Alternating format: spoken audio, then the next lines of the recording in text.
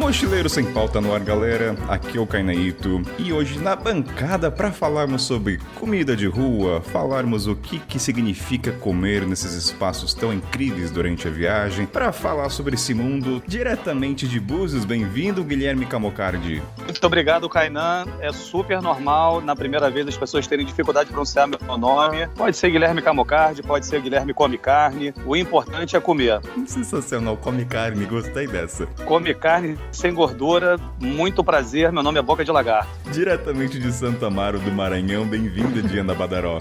Muito obrigada, é um prazer estar aqui com esses feras, primeira vez aqui, vamos lá, muito prazer. E diretamente da Chapada do Diamantina, Kisha de Oliveira.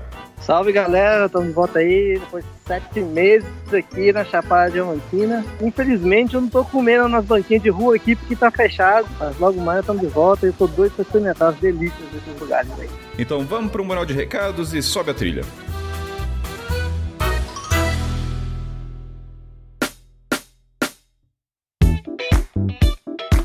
Eu, Kainan, ainda não sei como vou fazer a introdução desse bloco, mas logo eu vou ter uma ideia, mas vamos direto aos recados. Primeiro vamos falar do nosso parceiro Marketing de Liberdade, galera. Que para você que não sabe, é um curso online de marketing digital que ele vai ensinar você, na prática, mais de 15 fontes de renda na internet, galera. E você não precisa ter muito seguidor ou você tem medo de mostrar a sua cara. E eu, que ainda estou fazendo esse curso, tá no finalzinho e, cara, ele tem ressignificado todas as minhas técnicas na internet de produção, de como vender e apresentar. Então, acesse o site lá, marketingdeliberadade.com/mochileiros, porque ouvinte aqui no programa tem desconto. O link estará na descrição, beleza, galera? Então, marketingliberdade.com/mochileiro com descontaço lá pra você. E mais 3 breves recadinhos. Entra lá na página do Instagram do podcast, galera, que é o @mochileiros.sempauta, ou meu pessoal Kainan.ito para trocar ideia, mensagem, sugestão de pauta. E lembrando que logo iremos voltar com as histórias dos ouvintes. Tem algumas, eu já recebi algumas, logo irei gravar. Então lá também estará tudo na descrição, mas aqui fica kainan@mochileirosempauta.com. Beleza? Então, bora começar o programa.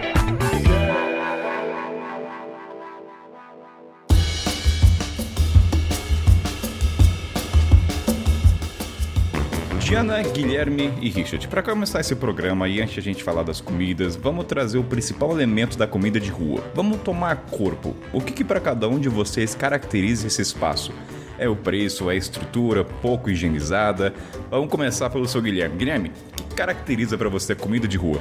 Comida de rua, preço, autenticidade e a história por trás do vendedor de rua, né? Quem tá fazendo a comida ali. Eu acho que é isso que é o destaque, a marca registrada da comida de rua. Concordo plenamente, porque não tem nada melhor que você sentar na banquinha ali, o banquinho geralmente já tá quebrado, meio torto, comendo a comida de rua, sendo feita e na resenha, né? Eu gosto muito de conversar com a galera quando tá pegando alguma coisa de comida de rua, assim, mas uma coisa que eu gosto de estar atento também, que eu acho que é fundamental para eu definir se aquilo é comida de rua, é ter local comendo. Pode ser um pedreiro, tem essa galera que vive naquele lugar e que come na rotina mesmo, sabe? E Diana, você concorda que comida de rua tem que estar na rua ou não necessariamente? Você tem que ver o cara fazendo tudo, né? Você tem que ver todos os equipamentos, ali aquela frigideirona, tipo chinesa, wok. E sim, assim, a maioria das comidas de rua caracterizam por o banquinho que o Guilherme falou. É muito engraçado, que é até de criança, né? Pequenininho, aquele que você cai quase do lado, mas é isso, tem que estar na rua.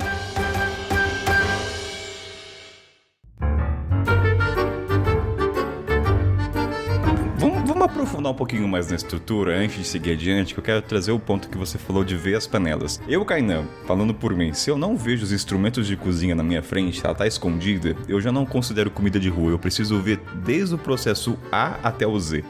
Eu não sei se vocês concordam. Kainan, pra mim não precisa. Se a comida tá no meu prato, tá na rua, tá valendo. Vocês já questionaram sobre isso? Aqui é pra se aprofundar na pauta de rua, tá? Vamos lá. Não ver panela na rua é considerado comida de rua pra vocês ou não? Não, eu acho que nesse caso acaba virando um restaurante, né? A gente pode ir para um restaurante simples, mas acho que muda essa diferença entre restaurante e barraca. Então eu acho que aí escapa, né? Restaurante local, que muitas vezes tem a comida parecida, mas não é uma comida de rua, né? Comida de rua é aquela que você tem que sentar na rua pra ver. Então, galera, a gente entendeu então que o que caracteriza a comida de rua é o preço acessível, é a história por trás, é o banquinho pequenininho para criança, né? Ou como diria, o banco da Barbie para muita gente. Agora, outro aspecto que muita gente se pergunta é que, assim, para você conhecer a culinária local de um país, necessariamente a gente precisa comer comida de rua? Bom, eu acho que se tratando de Brasil, como a gente não é forte, né, não é popularmente conhecido como forte de comida de rua, eu acho que aqui no Brasil não necessariamente você tem que ir para a rua para conhecer verdadeiramente a nossa culinária. Se você tratar de Ásia, aí eu concordo. Eu acho que tem que comer a comida de rua para você provar lá a culinária local. Mas se tratando de Brasil, não. A gente é muito fraco. Pelo menos se tratando de Rio de Janeiro, a gente não tem essa cultura forte, né? Tipo, você não vai encontrar uma barraquinha que vai fazer feijoada, que é mais esse lance de caldo, né? De milho, pipoca, cachorro-quente. Então você não vai encontrar assim, os pratos típicos do Brasil, carrocinha de rua, né? Em comida de rua. Pelo menos não no Rio de Janeiro. Essas generalizações, a pergunta foi tipo, se você tem que ir no país, para conhecer o país, você tem que comer a comida da rua. Essas generalizações são um pouquinho complicadas. A gente é o próprio exemplo que não, mas, por exemplo, na Ásia também, que é o país, que é a zona mais conhecida aí como comida de rua e tal, você pega as comidas de rua do Japão, são diferentes do que eles comem nas casas, né? Sim. Então, tipo, você sempre pode ir um pouco além. Claro que a comida de rua ela vai te trazer um sabor mais autêntico, mais forte, mais cheio de sabores do que aquele lugar feito para o turista ser mais suavizado. Mas, Diana, quando você fala autêntico, o que você entende com isso? Essa é uma dúvida, assim, por que comer na rua seria mais autêntico do que comer no restaurante? Quais são as características que tornam a rua mais autêntica? Porque é a expressão da sociedade em si. O que é esse autêntico pra gente quando se fala comer na rua? Quando a gente fala de identidade culinária de um país, eu penso sempre o que a sua mãe e a sua avó cozinhariam na sua casa, né? Então, acho que essa é a verdadeira autenticidade culinária. Tipo, o Brasil é arroz e feijão, né, feijão preto, feijoada, enfim. Eu tendo a achar um pouco que os restaurantes nas grandes cidades, eles suavizam um pouco para ser aquele prato mais aceito por todas as nacionalidades, sabe? Então, tira um pouco a pimenta, deixa um pouco menos forte, de temperos mais tcharans, assim, né? Tipo a própria moqueca, tudo. Então, quando eu falo assim de autenticidade de comer na rua, eu acho que a comida de rua ela se aproxima mais dos temperos que você cozinharia em casa, que a tua mãe, que a tua avó fariam. Acho que a comparação também vai pensar no ponto do que é tradicional de cada país. Então, por exemplo, pensando em América Latina e eu pensar em Costa Rica, apesar de ter comida de rua, não é algo tão tradicional quanto o México. No México, comer na rua é tão tradicional que até os restaurantes chiques, aqueles que aparecem naqueles programas de gastronomia da Netflix, os pratos são inspirados em comida de rua. Então tem um restaurante assim, desses que ganha trocentas estrelas, dos mais chiques de todos, lá no México, que as comidas ainda são o taco, a entilhada, são as coisas que você encontra na rua, porque lá é super tradicional o comer na rua, entendeu? E aí eu acho que essa tradição que está na rua varia muito de país para país, né? E aí que eu acho que é um ponto que tem que entender. O Guilherme, a Diana tinha falado, por exemplo, da questão da feijoada, que você não encontra, no caso, no Rio de Janeiro. E daí tem outro ponto que eu acho que é uma característica da comida de rua, que é a recorrência que ela tem. Uma coisa é você ter uma festividade e ela tá ali por causa daquele evento, a outra coisa ela está diariamente. Então, a Diana falou dessa feijoada, mas é um evento que acontece... todo sábado, ou primeiro sábado do mês, é pontual. Tem que entender também que aqui no Rio é mais esse lance dos caldos, né? Caldo verde, caldo de mocotó, cachorro-quente, pipoca, milho e churrasquinho de rua, entendeu? Então, para achar essas outras culinárias, realmente é bem pontual, né? E mais afastado também da cidade, né? Você tá falando do subúrbio, por exemplo, né? Sim, total. Vamos dar uma animada, gente? Vamos lá, vamos trazer uma coisa mais leve, então. Vamos trazer coisas mais palpáveis. Guilherme, Diana e Richard, quando vocês estão lá no mundão dessa vida, como é que vocês escolhem o local que vocês vão comer? Vocês olham o preço, quando tem preço, né? Esse é um outro ponto. Vocês olham a apresentação do prato. Como é que você descobre um lugar? É algum aplicativo? Você fala com o local que você está hospedado?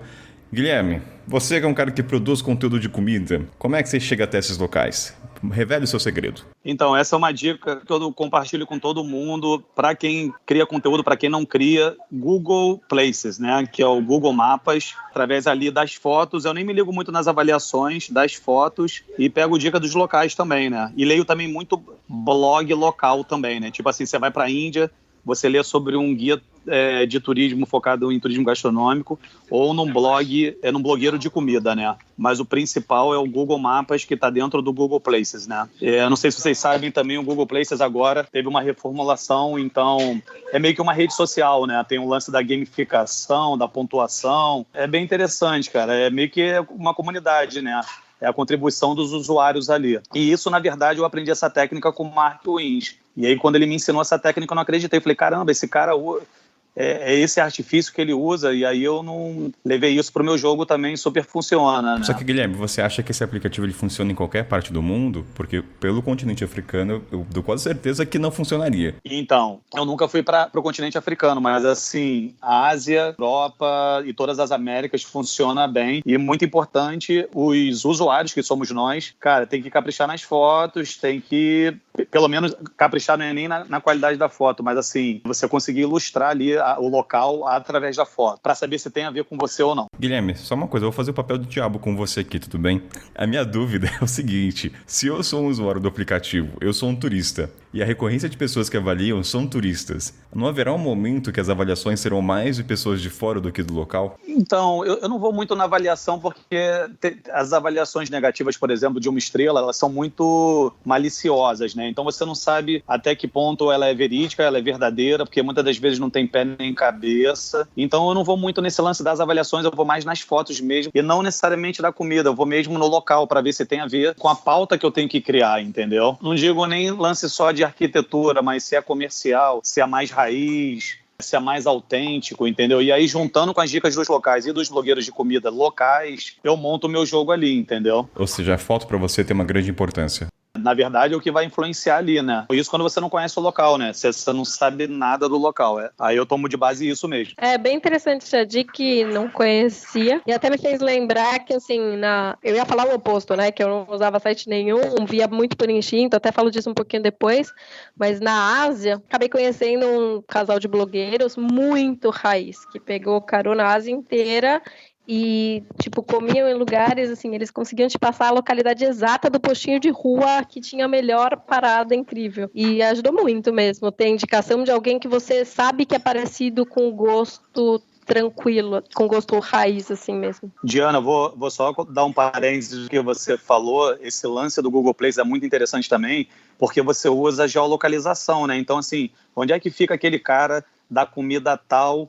Então, assim, você pega meio que um estabelecimento comercial que fica bem na frente ou do lado dele e você toma de ponto de partida ali de onde que fica localizada aquela comida de rua. Então, te ajuda a chegar lá também, entendeu? Como, por exemplo, aqui no Rio tem sanduíche de linguiça lá do Mineiro, é no início da Ladeira dos Tabajaras, que é o ponto de referência, na frente da estação de metrô ou na frente de uma loja de autopeças, entendeu? E tem a geolocalização certinho lá. Tinha coisa que tinha mudado de lugar e tal, mas, porra, isso ajuda muito, assim. Você ter uma referência de alguém que você confia no gosto, porque a dificuldade das avaliações que o Kainan falou é isso, né? Normalmente, se não batem muito com o que a gente faz, mas... E sabe o que é legal também? Eu acabo ajudando muito estabelecimento que não está inserido no Google Places, eu vou lá, você pode você mesmo inserir e o Google vai lá e mata a sua decisão e consegue inserir ali o estabelecimento, entendeu? E isso é muito bacana, você faz com que o estabelecimento tenha tipo um CPF, entendeu? É quase um overlands dos viajantes. É assim, é igual o Waze, né? O Waze é a contribuição do Google Maps, porque o Waze o Google Maps comprou o Waze, entendeu? Então, o Waze, ele funciona com a nossa contribuição das rotas, né? Então, a mesma coisa vale para comida. Quando eu ouvi a pergunta, ela respondeu o contrário, que era que como selecionar comida, eu ia falar, puta, acho que viajando você cria um instinto muito louco, que tem a ver um pouco com a quantidade de locais que você vê, você bate o olho, você já dá uma olhada assim por cima, quantas pessoas da região mesmo estão ali comendo, a onda das pessoas, se elas estão, tipo, felizes, tranquilas ou meio emputecidas. a cara da comida quando tá exposta, mais ou menos, a cara do cozinheiro, se ele sorriu, se ele tá meio puto, sabe? Diana, Eu ia mais por instinto. Então, você mencionou um outro ponto muito importante, que isso aí é um clássico. Se você tá na rua, eu sempre vou na barraca que tem mais gente, entendeu? E mais gente local. Então, se eu vejo que aquela barraca ali tá bombando de gente local, tudo indica que ela tem uma comida melhor, né? Mas não é a certeza também. É só uma indicação, né? Richard, você é um cara que também usa aplicativos, que nem o Guilherme, ou não? Você é aquele que se joga na estrada, vê a cara e como é que é o negócio? Então, cara, eu particularmente não uso nada, nenhum aplicativo. Em comida é sempre no feeling. Eu saio andando na rua, uma coisa que eu adoro fazer em cidade é chegar e andar, ficar vendo a vida como ela é, ver os velhinhos na rua. E, cara, quando eu começo a olhar, dar a volta na praça, eu vejo e vou totalmente no feeling. Mas, cara, eu super me imagino utilizando esse Google Places aí que eu nem conhecia pra caçar barraquinha de churros, cara. Churros, esse tipo de coisa, porque, pô, pela geolocalização você pode caçar igual Pokémon GO, né? Você pode ajudar a comunidade também criando listas inteligentes, né? Compartilhadas. Então, eu tenho inúmeras listas dos lugares e tem como compartilhar também. Então, você acaba ajudando outras pessoas mesmo, entendeu? Isso que é o legal também, você saber que você pode contribuir para ajudar a resolver o problema das pessoas. Agora, uma dúvida desse aplicativo. Por exemplo, você tem um perfil lá, Guilherme. Eu consigo te seguir e ver onde você foi? Sim, com certeza. Isso também é uma estratégia que eu uso. Eu coloquei o nome oficial, né, do canal, da empresa, e isso acaba também gerando mais visibilidade para o meu negócio, no caso, né? Porque você vai ganhando pontuação. Quanto mais você vai alimentando a plataforma, você vai ganhando pontuação. Então tem lá o local guide, né, e a pontuação. E aí vai subindo a tua pontuação, você vai cada vez tendo mais visibilidade, e é bem interessante. Isso, na verdade, surgiu porque o Google quer pegar o lugar do TripAdvisor. O TripAdvisor já é totalmente diferente.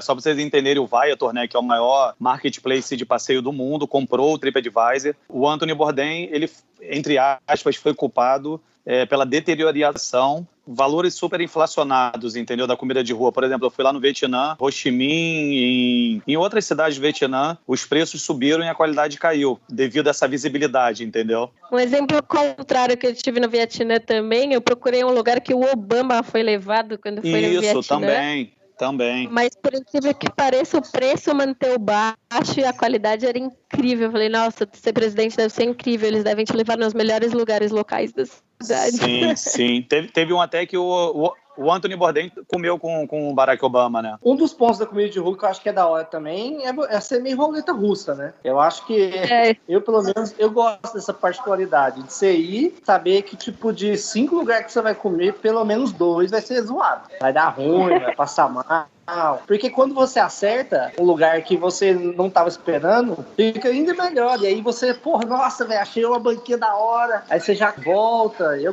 Essa parte da roleta, eu particularmente acho bem da hora.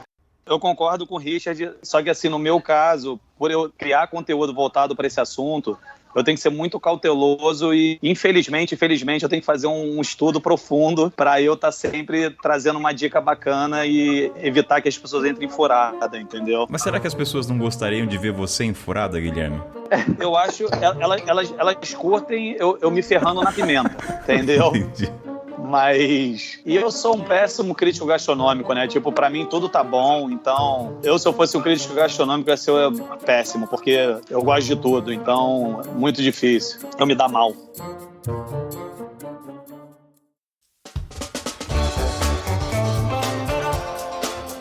O Richard falou dessa coisa do roleta russa. Eu sou um pouco disso. Pra mim, eu não... Na casa do continente africano não tem um aplicativo. Tem um TripAdvisor, só que a proposta dele pra restaurante é muito diferente, porque é muito mais pra você buscar um Wi-Fi ou um banheiro bom, um banheiro ocidental. Não tem a questão da comida em si. Mas eu sou muito daquele que gosta de andar na estrada, encontrar um lugar aleatório e seja o que Deus quiser. Eu gosto daquela coisa não previsível, o que vai acontecer. Mas daí tem um ponto importante que depende do viajante, se você tem tempo pra isso. Então assim, se eu imagino, se eu tenho 2 semanas pra ir pra Índia, eu vou lá acessar o perfil do Guilherme, pra ver, deixa eu ver onde é que o Guilherme foi. Daí sim, acho que vale a pena esse aplicativo se você tem um tempo reduzido e você não pode arriscar muito. Aliás, Guilherme, deixa o seu jabazinho, qual que é o seu perfil lá pra galera te seguir lá? Qual que é? Google Places Rio for Fun.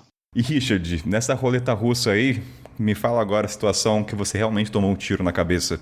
Cara, tiro na cabeça no México é uma vez por semana, né? Porque eu sou uma pessoa que eu gosto de repetir poucos lugares. Apesar de... É muito bom quando você acerta um lugar, sei lá, comer de novo, mas eu gosto de experimentar. Mesmo eu sabendo que aquela barraquinha é boa, eu ainda vou lá e como na do lado pra ver como é que é. E eu mesmo tirar minhas próprias conclusões, né? E nessa aí de passar mal, cara, tem uma comida específica do México que é entilhada. E cara, forte, pimentada. Só que o doido é que a entilhada, ela é feita de diversas formas em diferentes cidades no México, sabe? Então eu já comi ela, tipo, extremamente apimentada, tipo, de suar no banheiro mesmo, dor pra cagar, pra comer, triste, assim, porque a pimenta é muito forte. E olha que eu gosto de pimenta.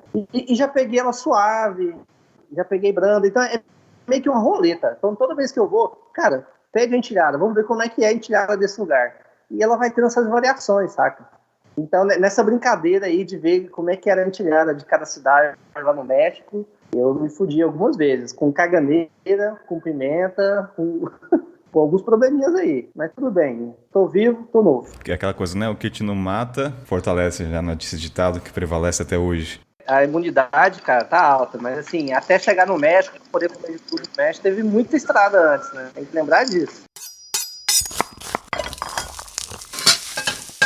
Mas daí, vamos ao seguinte, o pessoal quer saber, Guilherme e Diana, como é que faz para evitar essa caganeira? Quais técnicas de MacGyver vocês fazem? Vamos lá.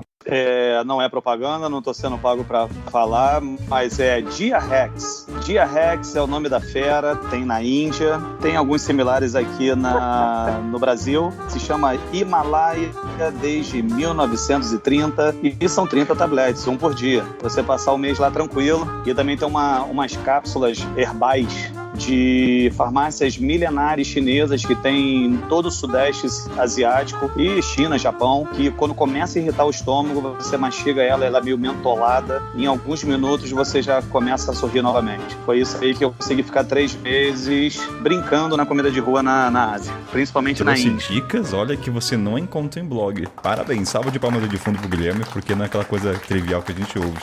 Salve de palmas. E depois eu vou... Não sei se eu conseguir colocar na descrição do podcast o nome da outra pastilha, que é muito bacana. Utilidade pública nesse programa aqui pra galera. Com certeza haverá. Com certeza, com certeza. Cara, você começa a chorar e aí você mastiga essa pastilha, você volta a sorrir. Não sei se vocês sabem, em Bali tem o Bali Belly, em Delhi tem o Delhi Belly. E graças a Deus, em nenhum dos dois países eu tive o Delhi e o Bali Belly. O que é isso? Você ter vontade de ir ao banheiro e não conseguir ir. E ter dor, né? Fortes dores, né? Ou seja, você fica com o intestino preso e vontade de cagar, mas não consegue. Mas é uma dor muito forte, né? Geralmente proveniente da água, né? Então já é uma dica de ouro aí, evitar alimentos crus e alimentos que estão expostos na bancada, né? Como cebola, curry, essas coisas, né? Cara, eu tive uma parada parecida com essa aí quando eu voltei de Cuba, você acredita, bicho? Cara, talvez você pegou essa parada. Porque, eu fiquei 18 dias em Cuba e um dia depois que eu voltei pra casa, assim, tentando ter uma refeição, cara, uma dor absurda na barriga, assim. Cara, então foi isso, cara, você pegou Cuba Belly. E eu não conseguia cagar, não conseguia peidar, e aí eu fui pro médico lá, o cara massageava pra peidar, e não peidava, e doía. Mano, no final eu acabei tomando morfina, velho. E 2 dias internado, velho, foi foda. Você deve ter pego Cuba Belly. Cuba Belly. Cuba Belly. Ela seria assim, pança cubana. Aí, isso até serve de dica pros ouvintes, você que segura peido na estrada, peide, tá? Haverá um momento que você não vai conseguir, você vai falar, puta que pariu. Então peide bastante, que é sinal que o intestino está funcionando. Peidar é vida. E querida Diana, como é que você faz pra olhar as coisas e não correr esse risco que o Richard correu? Você gosta de brincar de roleta russa na rua ou você se atenta às dicas que o pessoal fala? Tô mais pro Richard na roleta russa. E assim, ao longo do tempo você vai criando uma resistência, né? O que eu tenho mais é com água, então o que eu já passei mal, assim, foi de tomar, tipo, um suco, alguma coisa e na hora querer ir ao banheiro, mas nunca tive nada muito sério, assim, né, e acho que não sei, o que eu tento fazer depois de algum tempo é conversar para entender o que eu tô comendo. Então, até ver nas mímicas, aí começa a imitar galinha, começa a imitar o que é porco, para ver mesmo, né, o que você vai pedir para ser um pouco de roleta russa, ou então olhar os pratos em volta e falar assim, que era aquele que tá com a pinta melhor. Eu vou um pouco assim. Mas assim, vamos para uma coisa mais precisa. Por exemplo, o cara chegou na Índia ou chegou na América Latina ou no continente africano. Você fala assim, ó, vamos lá. Kainan, o que você fala pra mim que eu nunca viajei, vou comer comida de rua, o que eu devo me atentar? Partindo do pressuposto que o cara não tem uma resistência ainda, ele nunca viajou. Acho que a primeira coisa que o Guilherme falou é água, evitar no começo. E até tem uma dica importante que chama técnica da areia. A gente nos bastidores, a gente falou sobre isso. Você pega uma garrafa industrializada, ou seja, já fechadinha, da Nestlé ou sei lá o que for, pega uma água local ou da torneira e você mistura elas numa outra garrafa com um pouco de areia. Isso é uma técnica que eu aprendi no Zimbábue, depois você joga no Google que tem falando sobre ela. É para o seu corpo gradativamente se habituar àquela água local. Porque, na verdade, muitas vezes aquela água ela não é impura. É que o nosso corpo brasileiro, acostumado com flúor, toda a química, nosso corpo fica muito fraco, na verdade. Então, a resistência que seria natural, a gente não tem ela. Então, começa por aí, misture a água. A segunda coisa que eu falo pra galera é, se você vê uma comida frita, assada, Guilherme, procede? O cara pode ir de cabeça, sem nenhum problema? Então, assada, frita e cozida pode sim, com certeza. Porque mata todas as bactérias, todos os micróbios e... Bom, não é a garantia 100% que você não vai passar mal, mas a probabilidade de você passar mal vai ser menor do que a ingestão de alimentos crus e com água, né? Legume e fruta é uma coisa que você tem que tomar cuidado, porque geralmente fica fora da geladeira. É, porque tem o seguinte, são alimentos que estão expostos também à água externa ali, né? Às vezes o cara tá vendendo algum alimento que ele tem que borrifar com água, entendeu? Ou então o próprio curry, ou as saladinhas ali que leva cebola, contém água ali também, entendeu? Isso aí pode dar ruim, entendeu? Eu acho que um ponto da comida de rua é um pouco sujinha. E aí você vai aumentando o seu limite para as coisas, né? Então você vai comendo num lugar que, sinceramente, você não comeria na sua cidade, talvez. Você vê uns bichos ali voando, umas moscas o tempo inteiro. Você fala, sei lá, faz parte da comida ruim. Você ir testando. Então, Diana, ninguém falou que não é pra comer, é pra evitar. Agora, se você quiser surfar a onda, cara, rema e cai pra dentro, entendeu? Se você vai tirar o tubo ou não, aí é consequência, entendeu? Acho que eu sou uma pessoa com muita sorte. Ninguém eu falou que você não pode, não. Eu nunca tive tantos problemas, assim. Eu fiquei quase 8 meses na Ásia e não passei mal nenhuma vez, cara. E as pessoas falavam, não, nessa cidade a água tá contaminada, todo mundo tá passando mal, amigo do meu lado passando mal. E eu, tipo, tranquila, entendeu? É sorte, é roleta russa. Até a hora que eu passar mal, eu vim aqui contar. Eu tenho uma regra que é o seguinte, se o local bebe água, eu também bebo.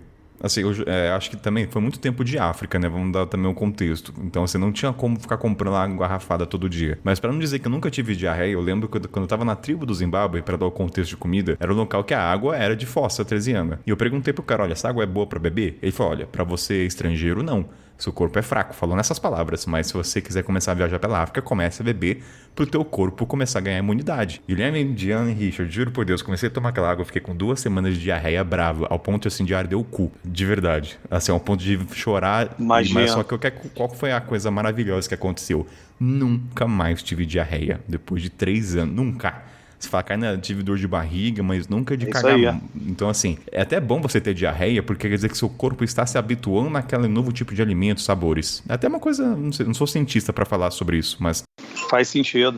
É muito louca, né? Essa semana mesmo, tô aqui perto dos Lençóis Maranhenses, fazendo a travessia de uma cidade a outra, você vai caminhando nos lençóis. E aí, dormindo na casa dos locais. Tem uma galera que vive aqui, tipo, vive dentro do parque mesmo, numa casa em volta só tem areia. E aí eles bebem água do poço. A água é pesada. E a água te dá vontade de ir no banheiro a todo momento. Não é uma diarreia, mas é uma água diferente do que a gente tá acostumado. Eles vendem água pro turista, puta cara. Eu falei, não, vou beber do poço, toda forte. Aí, tipo, vai te remexendo aqui a barriga, mas vai. O pessoal na Índia, lá no Rio Gange, bebe água também. Do Rio Gange? É, eles bebem água. Ah, mas perto da nascente. Olha, não. Onde eu tava ali, do lado da cremação. Sério? Não, acho Tô que te falando. Aí eu acho que eu não vou, não. Aí eu realmente acho que eu passaria. Ou não, né? Pois ou a gente cria um super estereótipo em cima do Gandhi, é que a gente tem imagem na mídia, né? De pessoas entrando, mas... Mas qual é a necessidade também, né? Né?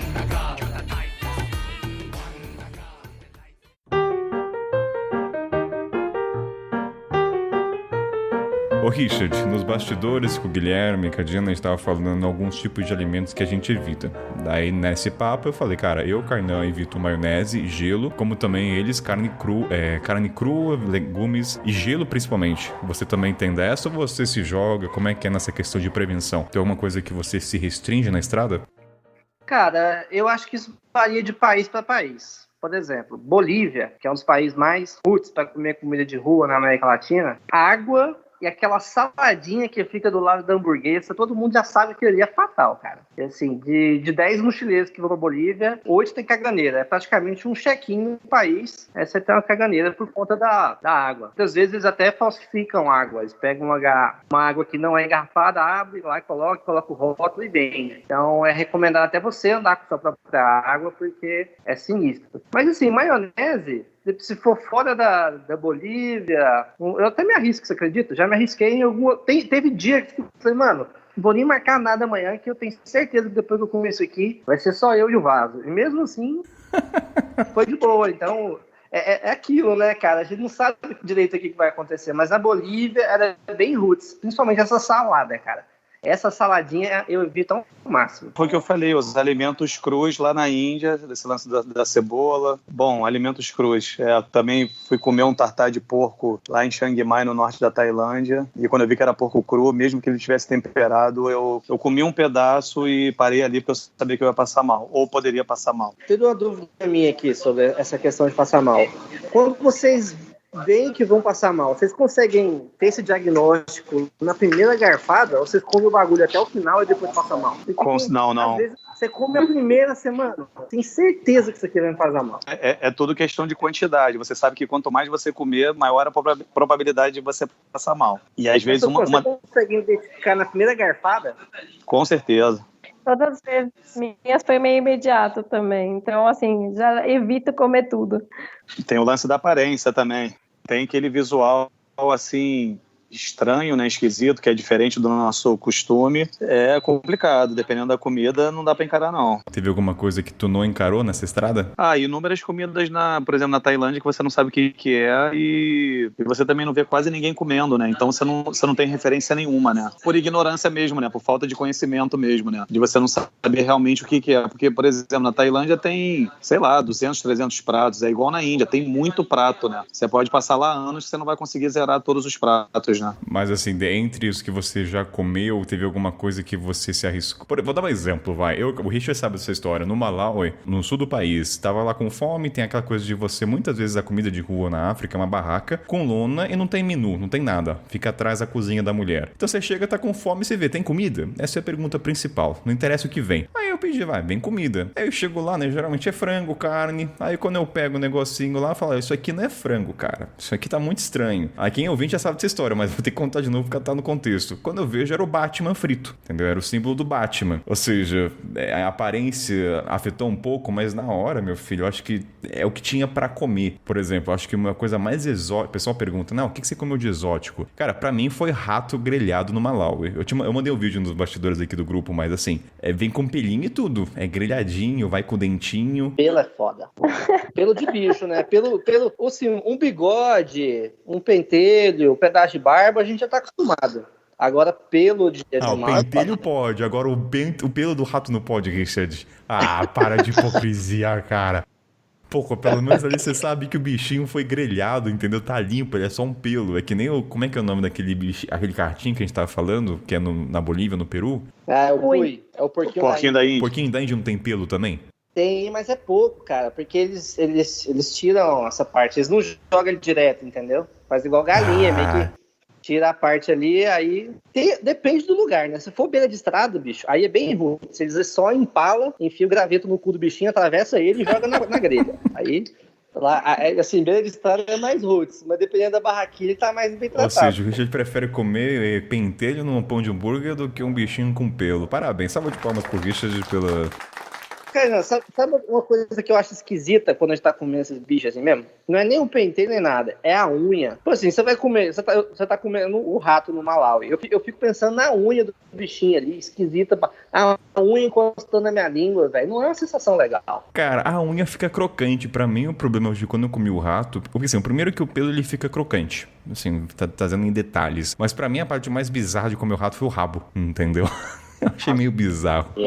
Mas uma coisa curiosa, que mais pra frente a gente vai falar no programa, que é dos bastidores, eu fiquei pensando, pô, tem no Malawi os caçadores de ratos. Eu penso, cara, onde é que esses caras caçam esses ratos? Daí nessa hora você prefere não pensar. Não sei, assim, geralmente, como é no interior que tem, então você sabe que não é aquele rato de cidade, com bueiro ou rua, então é o do matagal. Mas eu fico imaginando pra caçar ainda. Com certeza deve ter uma estrutura pra pegar vários de uma vez. Mas enfim, bastidores mais pra frente das comidas. Quero saber agora do Guilherme e Diana se teve alguma coisa bizarra, alguma coisa com pelinho. Guilherme, já comeu uma coisa exótica, bizarra, que você fala, puta que pariu, isso aqui nunca mais? Não, tudo que eu provei de exótico, eu provaria tudo de novo. Ah, Guilherme! Não, por exemplo, comi rato no Vietnã, eu vou comer rato na África. Tem um rato gigante lá, eu esqueci o nome agora. Tô atrás dele, já tô sonhando, vou concretizar assim que eu comprar passagem pra África. É lá em Nairobi, Madagascar. Vou comer tejo ano que vem no Ceará. Que é isso? Vou comer... Tejo é um lagarto gigante, todo tigrado. Vou comer preá, que é o rato do Nordeste, que também é um rato gigante. É basicamente isso. Acho que a única coisa que eu não comeria... Pra você não tem limite? O limite eu acho que é placenta de animal. Ah, encontramos o limite do seu Guilherme, então. Aqui Sim. que eu quero chegar ao ponto. Todo mundo tem um limite. Então, por que placenta de animal tu não vai? O que acontece? Eu acho que talvez a textura, né, meio gelatinosa, o cheiro deve ser estranho, o gosto então deve ser um show de horror. Então, o Anthony Bourdain, por exemplo, ele comeu placenta de animal, né? Ele acho que foi o cara mais incrível de comida, né, do mundo. E o olho de cabra? Olho de cabra eu comeria. Eu comi cérebro de bezerro na Índia e, cara, a textura bem estranha, né? Bem gosmenta, assim, né? Era uma coisa bem doida. Comi cabeça de pombo, comeria de novo, tranquilo, é muito gostoso. A pomba é até famosa na América Central. Tem na América Central... tem no norte do Peru e no Equador, né? Palominha. A paloma, exato, paloma. No Malawi tem pomba porque é muito acessível e barato. A produção de pomba em larga escala é fácil de fazer. Então, Aqui no Brasil tem no Rio Grande do Sul, né? Eles têm costume de comer pombo, peito de pombo. Caramba, quando você começa a ler sobre gastronomia no Brasil, no mundo, você começa a perceber que a gente não é tão diferente lá fora. Não. Agora, vale lembrar, por exemplo, o rato no Vietnã era rato de fazenda, então ele só se alimentava de coco e cana de açúcar e arroz, então era uma carne bem adocicada. O pombo é de fazenda, então não é o rato e o pombo do esgoto, né? Do urbano, eu diria, né? É a mesma coisa do Malawi, é o rato de mato. Exatamente. Então, assim, ele não consome. Então, assim, a gente tem que desvincular duas coisas. O pombo... São roedores, né? Sim, exatamente. São roedores. E Diana, teve alguma coisa desse mundo aí de comida, alguma coisa que te impactou, seja pela textura ou pelo animal exótico? Sim, eu lembrei de 3 histórias aqui. A mais que me impactou comendo foi o morcego. Eu fui pra China faz uns 10 anos. E naquela época não tinha Google Tradutor, essas coisas, nem nada, ou pelo menos não funcionava muito bem. E a hora que você morde a barriga é bem gosmento, assim, não é nada crocante, vem uma gosminha. Não é muito legal. Curiosidade, o teu morcego, então, ele não estava frito? O morcego, não, as asas tinham uma partezinha que era mais crocante. Agora, a barriga, não estava frita. Olha, enfim, curiosidade, às vezes não foi totalmente frito, que o meu não tinha nada de gosmento. E também pode ter vários tipos de morcego, né? Mas vai, desculpa, pode continuar. Era tipo um palitinho mesmo, de churrasco, assim, e era um morceguinho com a barriguinha mais inchadinha. Mas provamos. E o que eu não tive coragem foi o balu. Nas Filipinas, eles comem o ovo com o feto vivo dentro. Eles cozinham ali o ovo, só que o feto fica, tipo, explícito. Então você vê as patinhas, vê o biquinho e... Tem pelinho? Tem como se fosse... Tem como se fosse a pele dele toda remexida, assim. Eles põem sal e deliciam com aquilo, mas... É muito. Mas eu tenho uma curiosidade sobre esse feto, Diana. É um prato... por ser gostoso de comer ou tem alguma coisa ancestral, de energia, poderes? Tem muita coisa na África que o pessoal come, na verdade, mas que não é pelo sabor. É pelos poderes atribuídos àquilo. Então eu não sei se nesse caso do feto tem alguma coisa vinculada ou realmente palativa a coisa. Olha, eu preciso pesquisar, vou até jogar no Google aqui. Já te dou a resposta. Eu não sei, na verdade. Mas Kainan, eles comem. É uma iguaria. você quer convencer o ser humano a comer qualquer coisa, fala que aquilo ali vai afetar a virilidade. Vai comer qualquer coisa. Ele fala que é bom também pra isso. A outra que eu lembrei é até de bebida. É um negócio que, tipo, a gente fica todo... O ser humano é muito hipócrita, né? Então a gente fala, ai, que nojo. Mas tem na Indonésia, tal, o café do luwak, que ele é feito com o cocô de um bichinho. Na Europa isso é vendido super caro. Kopi Luwak é considerado o café mais caro do mundo, ele está avaliado mais ou menos $3.000 o quilo. Ele tem bastante cafeína, mas assim, só para quem é muito degustador vai sentir assim, mas você não sente em termos de qualidade, é mais de cafeína mesmo, entendeu? Ele é só extraído mesmo das fezes do pássaro, né? Do pássaro não, né? É um roedor, na verdade. Perdão, é um roedor. Mano, cocô de rato, $3.000 o quilo, é isso? Não, da fezes É o café. O roedor tipo uma fermentação na barriga dele, e aí quando ele defeca, a galera tira os grãos para fazer o café. E é isso mesmo, o preço é bizarro. Mas só uma dúvida, esse café é consumido na rua? Para não fugir muito da comida de rua? Não, Ele é consumido no local?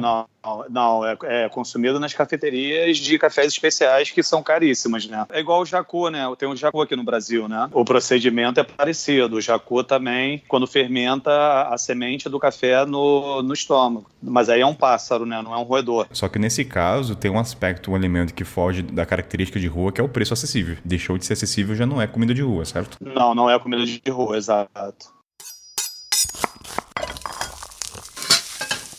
Agora é o seguinte, fugindo um pouco agora dessas comidas exóticas, quero saber cada um de vocês, Guilherme, Diana e Richard, o que motiva vocês a comerem comida de rua? É o fato de ser barato para um mochileiro? É o fato, no caso do Guilherme, que é um produtor de conteúdo de comida? Ou porque vocês gostam de comer na rua? Assim, vamos começar com o seu Richard. O que te apetece, meu querido, comer na rua? É a caganeira? É ficar na latrina olhando o celular? É brincar de roleta russa? Vamos lá. Cara, pra mim são dois fatores, né? Preço é o primeiro, eu gosto de comer barato porque mochileiro, né? Quebrado como todo mundo, então onde puder economizar, a gente economiza. E outra coisa que eu gosto também é que geralmente a comida é mais rápida. Eu não sou a pessoa que vai ficar 4 horas. Eu tô geralmente transitando de um lugar pro outro, aí eu paro, como e depois já vou. Então acho que me atende essas duas coisas. E uma outra coisa que eu gosto também é a resenha. Toda vez que eu tô comendo numa barraquinha de rua, eu gosto de ficar tentando trocar uma ideia, experimentar, perguntar alguma coisa. Cara, eu já chego lá, eu peço um cachorro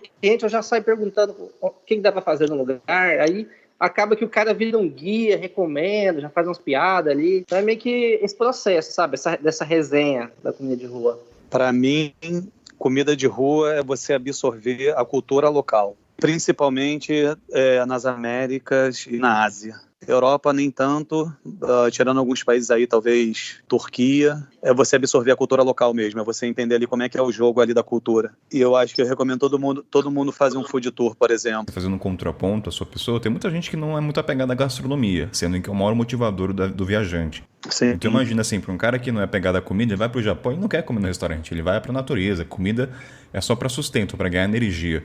Então tem muito disso. Então, para você conhecer um país, assim, que você vai para a China, a primeira coisa que o Guilherme vai fazer é ver a culinária local. Com certeza. Na verdade, eu sou movido à comida mesmo, à gastronomia, né? Eu me considero um entusiasta da comida.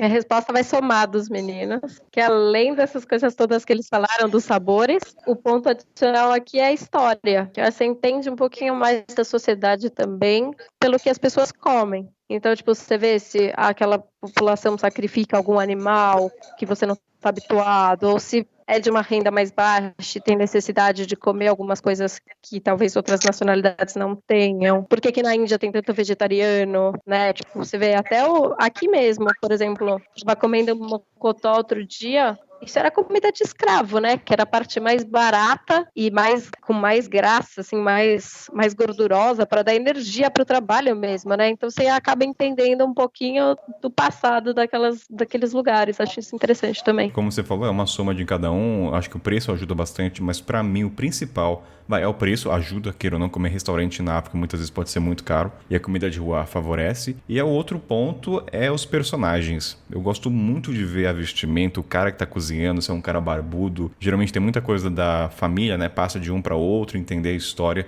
Não necessariamente do país. No caso, assim, pode ser a questão da escravatura ou a questão da revolução. Eu vou pela família. Ó, tem lá um cara que cozinha que é o tataraneto. Cara, isso me apetece. Pra mim, pouco importa a comida, de verdade. Não quero saber da aparência. O importante é ver a estrutura do espaço, como é que é apresentado.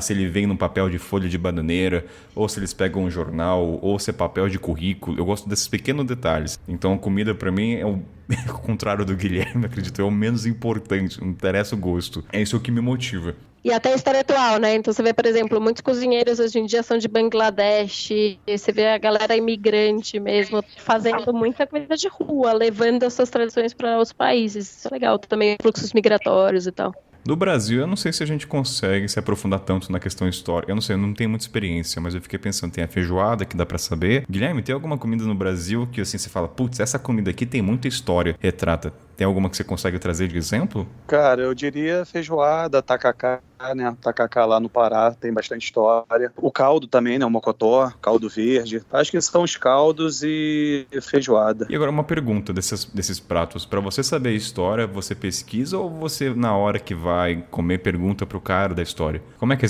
esse caminho? Eu estudo, eu faço a pesquisa. Mas claro, por exemplo, não tem esse lado, porque também eu sou guia de turismo de formação, então também faço food tour no Rio. Então tem todo esse cuidado, eu tenho que fazer esse estudo, né, para fazer as pautas. Por exemplo, quando eu cheguei na Índia, assim, muito rápido, tive que me alimentar da informação do guia, assim, de uma maneira muito rápida e dinâmica, né, porque eu não tive tanto tempo para me preparar. Mas daí, no caso, como é que você se guiou? Através do guia ou você foi mais naquela de instinto? Nesse dia foi tudo através do guia. E aí ele foi jogando informação e eu tive que ir absorvendo, aprendendo e correndo atrás, né? É que no caso do Guilherme, né, o trabalho dele é focado nisso. O público dele já vai esperando essas informações. Tipo assim, eu que é mochileiro, eu, por exemplo, é mais em cima de quanto eu consigo baratear essa viagem. Então, por exemplo, quando eu estava viajando pela América Latina, uma das maneiras que eu taurei para falar se o lugar era caro ou não, a cidade, era o índice dogão. Toda cidade que eu fui, eu comia um cachorro-quente e falava o preço. Então, se o cachorro-quente naquela cidade era R$5 e na outra era 10, o povo entendia que aquela cachorro de 10 é mais caro, entendeu? E é sempre o mesmo padrão de cachorro-quente, aquela barraquinha lá. Mas aí eu acho que é um outro processo, né? Porque o meu público ele não está esperando a comida, ele não vai pelo cachorro-quente. O meu, na verdade, vai pela dica gastronômica, mas como é uma audiência, assim, bem, eu diria, heterogênea, né, bem eclética, a maioria, sim, vai pelo preço, mas tem uma minoria que não está muito preocupada com o preço. Mas, falando de comida de rua, no geral, é acessível para todo mundo, né, democratiza, né, no caso, né. Assim, se você não buscar informação sobre a comida que você está comendo, é até um teste legal para você fazer, assim. Você pergunta sobre a mesma comida para vários locais. Dependendo do que for, cada um vai contar a história. O povo gosta de contar a história que vem na cabeça. Então, se você não for uma pessoa que vai produzir informação, é até uma experiência curiosa, porque você vai ter várias histórias doidas, assim. É bem legal isso. Eu costumo fazer de vez em quando. Verdade. Tem várias referências, verdade. É bem meu caso, né? Eu agora comecei com o Instagram e tal, mas eu antes viajava e a ideia de comer comida de rua é provar os sabores e como interagir com as pessoas. Então é isso que conta, é exatamente o que você comentou. O Guilherme falou essa coisa do público dele ser heterogêneo. Uma outra dica, eu acho que voltando um pouco na pauta da você olhar e saber se aquele espaço é local ou não, eu vejo muito a vestimenta das pessoas naquele espaço. Então, assim, se eu vejo o cara na comida de rua, tem um cara de terno, tem um outro super lagardão, tem outro mais ou menos, eu vejo que aquele ali atinge todas as classes e que ali a comida é boa. Esse é talvez uma tática que eu usasse muito na estrada. Eu vejo, assim, as várias vestimentas pra saber que aquele ali não é só um tipo de público. Então, desde o cara da alta sociedade daquele país até lá embaixo tá consumindo aquele produto. Então, eu não sei se vocês se atentaram a isso ou vocês têm outras técnicas que vêm agora na cabeça, mas essa é uma delas. E a outra, a gente falou muito de fila, porque assim, o pessoal fala, fila, gente, quer dizer comida boa, tá? A gente romantiza muito, mas tem uma coisa aí que, não sei se vocês passaram, mas que é uma puta perrengue. Nem toda comida de rua tem garçom, não tem um cara braço direito, e muitas vezes você tem que lutar pra conseguir pedir a comida, principalmente no país que não fala inglês. Então, países árabes, lá não tem fila, cada um fica com o dinheiro na frente, você tem que entrar, tipo o trem na Índia. Cara, tem alguns lugares de comida que são assim. Então, não pense que sempre sentar no banquinho vem alguém até você com uma notinha. Não, isso não vai acontecer. Então, não sei se vocês já tiveram essa experiência de ter que lutar pra conseguir pedir a comida. Assim, uma vez eu tava na Guatemala, velho. Eu tava transitando de uma cidade pra outra. Aí parei numa feira pra comer. Cara, você vê que guerra. Parecia carnaval, cara. Eu de mochilão, velho. Fui tentar pegar um pastel lá. Era tipo uma empanada. Pra quem não conhece, a empanada é como se fosse um pastel, só que ele é mais assado, né? E eu tava tentando pegar a empanada com mochilão, cara. Não é que eu derrubei uma tiazinha. Ela devia ter 1,40 m, assim. E eu, na ânsia de pegar logo o pastel, no meio daquela confusão, o mochilão bateu nela, ela caiu, eu fui lá, pedi desculpa, o povo ficou bravo comigo, depois eu fiquei na resenha, comi uns 6 pastéis ainda, depois o povo se acalmou, mas, cara, confusão em barraquinha de rua é o que mais tem, né? Muita da impressão que você tem do país, assim, as pessoas são abertas, as pessoas são fechadas, são um pouco como elas te tratam nessa barraquinha de rua. Então tem lugar que eles querem super te agradar, que eles veem que, tipo, você tá ali meio perdida no que pedir e tal, eles ajudam, dão risada. Tem lugar que, eles nem olham na sua cara, que você quer ir, pá, rapidão. Acaba sendo uma generalização de como é o povo do país também. Assim, tem um ponto legal, dar uma dica pros ouvintes aí, cara. Quem quiser comer uma comida de rua em algum lugar fora do Brasil e não souber como começar a resenha, você vai perguntar para quem tá fazendo qual a cidade que tem a melhor comida que ela tá fazendo. Então, por exemplo, se eu tô em El Salvador, é muito comum comer as pupusas, que é a comida de rua, todo mundo come lá. Se você perguntar para qualquer pessoa onde fica ou onde tem a melhor pupusa de El Salvador, você vai ver uma briga muito doida, porque a galera começa a se vender no aspecto de cidade, de bairrismo, e ali você consegue ver vários regionalismos, sabe? E eu acho isso muito legal, por exemplo, essa disputa muito grande na América Latina entre a arepa da Venezuela e a arepa da Colômbia. Aí, mais embaixo, no Chile, tem a empanada do Chile e a empanada da Argentina. E dentro da Argentina, tem a galera que tem a empanada da Patagônia e a empanada do Norte, entendeu? Então, quando você entra instigando essas discussões, demonstrando curiosidade, você vai ver os locais, assim, argumentando, trazendo histórias, e é muito rico, assim, sabe? Deixa a experiência mais legal. Guilherme, seguinte, os ouvintes perguntaram muito sobre a questão da comida asiática para o turista, que é o famoso espetinho de escorpião, os insetos, principalmente na Tailândia. E a sensação que me deu quando eles perguntaram é que, assim, se você come ali, parece que você está sendo enganado, como se perdesse o valor de comer aqueles insetos, mesmo sabendo que é para turista. Queria saber da sua experiência. Você achou que foi um golpe? Você falou, pô, não vou de novo porque foi sem graça? Conte como foi essa experiência de comer na comida de rua, com espetinhos de insetos na Tailândia. Então, minha opinião, eu acho que é para turista, né? O local não come inseto, eles comiam antigamente. Você não é enganado, você simplesmente é o culto ali da experiência de você tirar foto, né? Mostrando que você está comendo um inseto, né? Então eu não me senti enganado, eu sabia que eu estava ali comprando um inseto para ter a experiência ali de estar provando, entendeu? Mas não é uma coisa local, não, é uma coisa bem turística, mas eu não vejo eles como enganando as pessoas, não. Vendo só, é um comércio, como outro qualquer, né? Só que, claro, um pouco mais inflacionado, obviamente, porque o turista tem mais recurso financeiro, né? Não deixa de perder a experiência, vale a pena, então. É uma coisa que você não iria. Bom, eu sempre tive curiosidade, sempre tive vontade e foi até um pouco assim, bastante a fundo, né? E eu acabei encorajando outros viajantes a comerem também, que a maioria estavam com medo, né? E aí quando viu eu comendo a barraca toda, consegui converter alguns que estavam ali na minha frente, né? Foi bem divertido. Tiana, mesma experiência? Comeu os insetos e concorda com a fala do Guilherme ou você tem uma outra visão sobre? Eu concordo no sentido de ser turista. Eles não comem mais. Por mim, não, assim, não fiquei, nossa, tem que provar, tirar foto. Não sou a pessoa mais do instagramável, assim, né? De ter essa experiência só pra tirar foto nem nada. Aí uns amigos insistiram, falaram que ia pagar pra mim, beleza, a gente come. Mas nem é bom. Diana. Tipo, é muito gorduroso, é muito... não é bom. Então, assim, é pela foto mesmo. E é meio idiota por isso, assim, mas... Sei lá, é legal você falar depois, puta, comi mesmo, sabe? Tive coragem. Pode falar aí, Guilherme. Não, então, não vou ser hipócrita, né? Eu comi para gerar conteúdo, né? Eu acredito que se eu não gerasse conteúdo, provavelmente eu não ia ter essa vontade toda de estar provando os insetos ali, entendeu? E, Guilherme, eu acho que, assim, eu falo por mim, qualquer um que iria pra Tailândia, eu também iria comer, cara. É pra turista, é um entretenimento, você tá ali, vai com os amigos, entendeu? Por que... É pra matar a curiosidade também, resenha, entendeu? Tem que curtir uma resenha com os amigos. É a resenha, exatamente. Tomando uma cerveja. Exato. O bicho pega quando é algo super faturado, né? Mas ali não deve ser um negócio tão caro e tá todo mundo entendendo que aquilo ali é pra turista, né?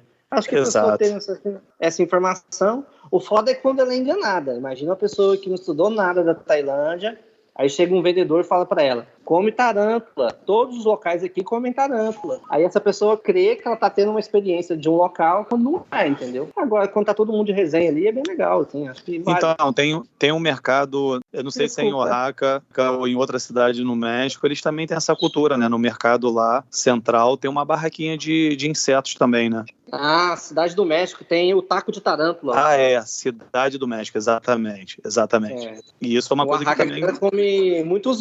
Lá em Oaxaca tem muita cultura de comer grilo, mas aí você vê grilo, que come com cerveja. Grilo e tem plantação de cigarra também, né? Outro que eu lembrei é o cachorro na China, né? Sim, China e Coreia, né? Há muito tempo, assim, a gente ficava com medo, né? De vir e não saber que tá comendo, tipo, cachorro mesmo, né?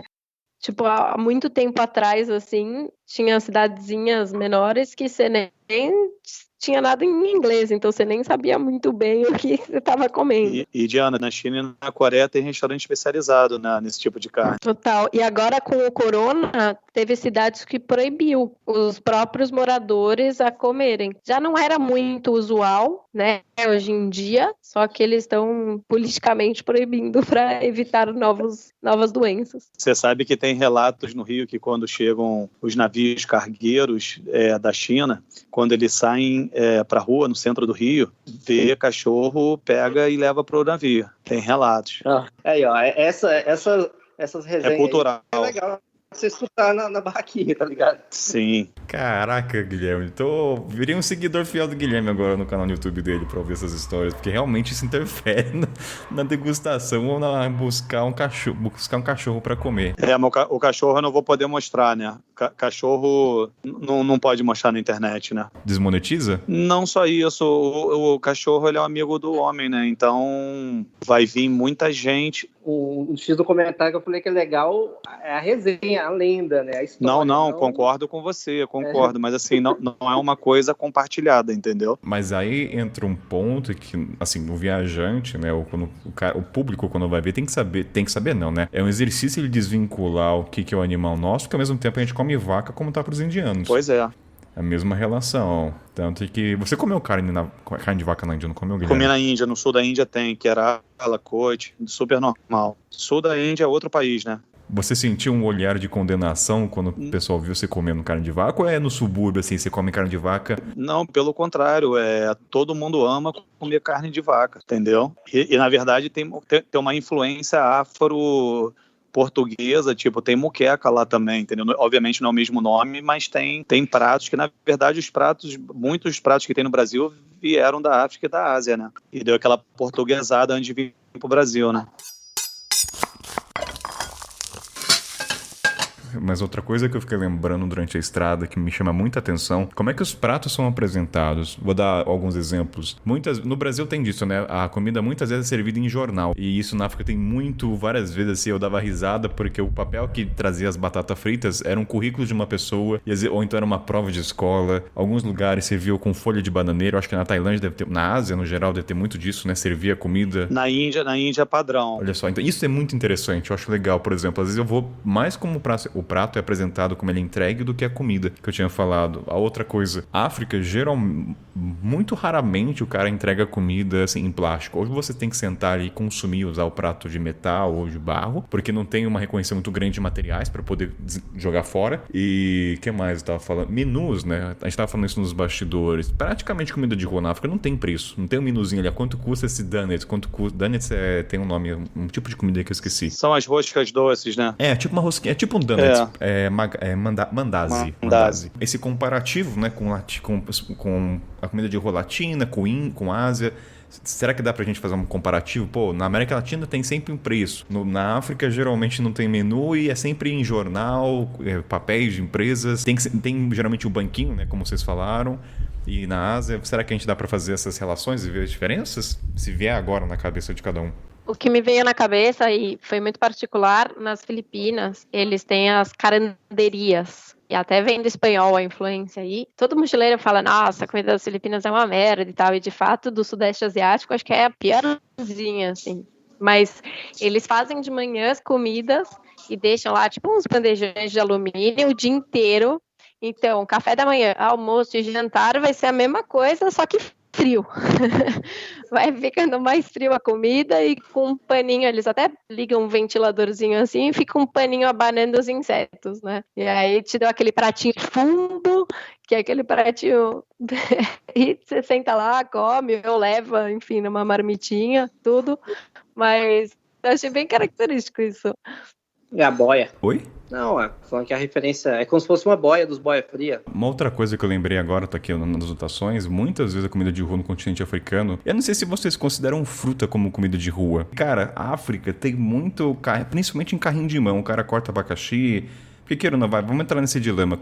Frutas é considerado comida de rua? Porque o cara tá ali, às vezes é frito, por exemplo, banana grelhada, tudo bem que a banana é preparada de uma outra maneira, mas é a banana em si na grelha. Mas geralmente tem abacaxi descascado de uma maneira artesanalmente linda para chamar atenção, ou abacaxi. Vocês já pararam pra pensar que fruta entra também como comida de rua? Ou não? Vocês falam não, Kainan? Na minha opinião, sim. Entra porque é um prato, né? É uma receita. E é como é apresentada. Eu lembrei disso agora porque a maioria das vezes a fruta ou tá sendo carregada na cabeça das mulheres na África ou em carrinho de mão. Sim. Eu não sei se na América Latina ou na Ásia tem isso, mas carrinho de mão na Índia deve ter. Mas é sempre utilizado para carregar as coisas. Na Ásia tem aquelas bandejas de 2 lados, que é tipo aquelas balanças, sei lá, de 2 apoios assim, que a mulher vai carregando com um tronco no ombro.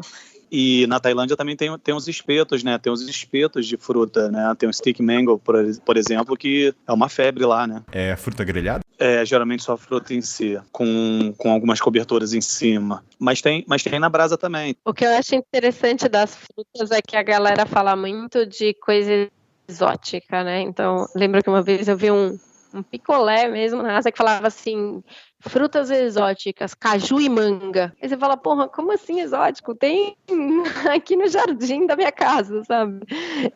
Mas... Tudo depende do seu referencial, né? Do que é comum pra eles, não é comum pra gente. Mas é engraçado ver uma coisa que pra gente é usual sendo chamado de exótico. Mas é exatamente isso que você tá falando, Diana. O exótico é justamente o que não tem no local de origem, né? Então, se não tem no país deles essas frutas que você mencionou, torna exótico pra eles e comum pra gente, né? Assim como o durião, né? Não tem durião aqui, por exemplo, no Brasil, né? E é uma fruta exótica pra gente, que é da Tailândia, da Malásia, né? Essa fruta é ótima porque ela é fedida, então eles proíbem você de andar no transporte público em alguns lugares. Tem lugar de você entrar no hotel com isso, porque tem gente que odeia o cheiro. Você sabe que o durião é a fruta do rei, né? É a fruta do rei porque também é afrodisíaco, né? Tudo que é afrodisíaco vende, né? E por isso que ele é o rei, né? Entendeu?